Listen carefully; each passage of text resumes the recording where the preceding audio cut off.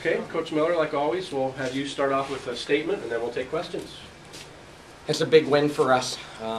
Central is second in the nation in scoring coming into this game, and we were really able to really bottle up the guards early on, and a credit to our team defensive approach because they're a very, very difficult team to guard and system that they have, the Memphis dribble drive.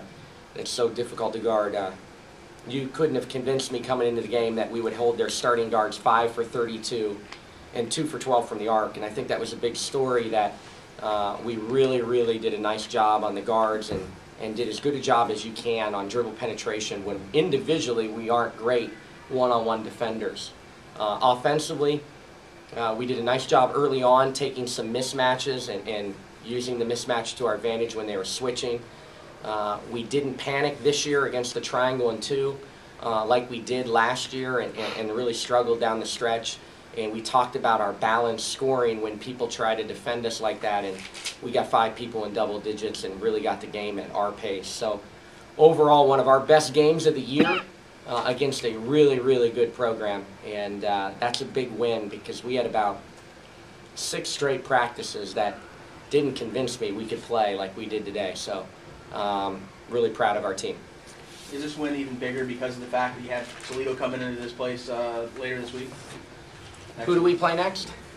And I forgot that we played Toledo next. We're concentrating on one game at a time. Central is certainly a contender to win the West or the overall championship.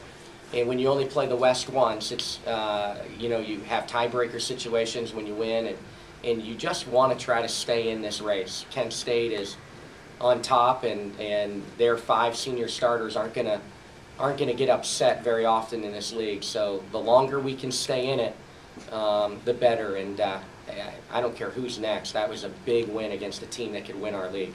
From a tradition standpoint, what's it like winning on a day like today with the throwback jerseys on? It's a fun day.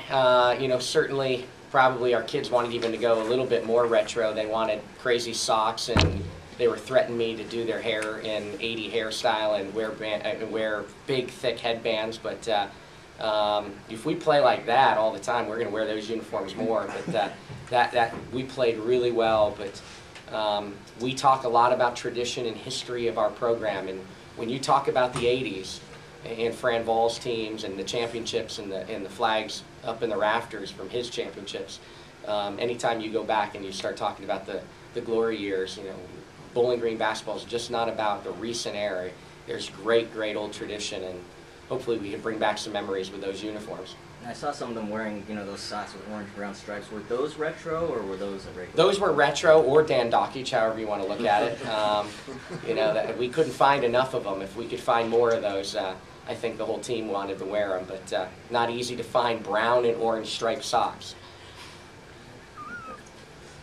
Curt, have you seen, since the loss at Kent State, have you seen, you know, what you needed to see from your players in terms of, you know, reigniting the fire or the hunger or whatever, however you want to describe it? I know you said the practices didn't really thrill you, but, you know, have you seen it on the court in the games? You know, we're really competing, and even in the Kent State game where it was 2 teams playing hard every possession. I mean, that game was low scoring, but that game was, both teams laid it all on the line. It wasn't a bad game. It was a hard-fought game. So we have shown up almost every single game this year and gave great effort. And that's all you can ask for a coach. The perfectionist in me wants us to execute better in certain areas, night in and night out. But, you know, tonight we did execute for a lot of the game. And one of the things that came back tonight is it's been a long time since we've out-rebounded someone.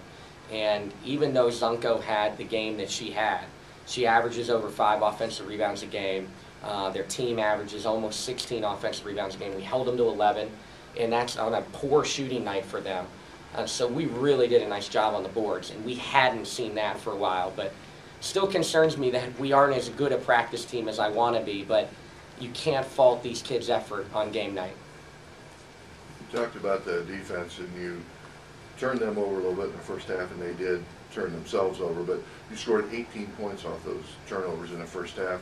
How big was that to get you guys started and maybe pull away from them a little bit?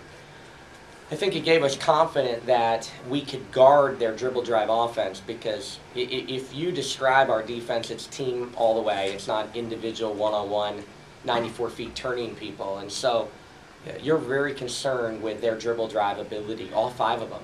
And when we were able to shut down some of those dribble drive gaps and create some turnovers early on and create some misses and not easy shots, I think it gave us a huge boost of confidence early that we could dig in possession after possession and potentially get stops on them. I mean, it's no fluke. They're second in the nation in scoring. The story tonight, I mean, we scored 90 points, but the story tonight is our defense. Well, you guys scored the first bucket and never trailed today. There was one point where I think they were at the 9. I think you called timeout. What did you guys do at that point in that timeout to try and push that lead when you had the 21-point lead at halftime?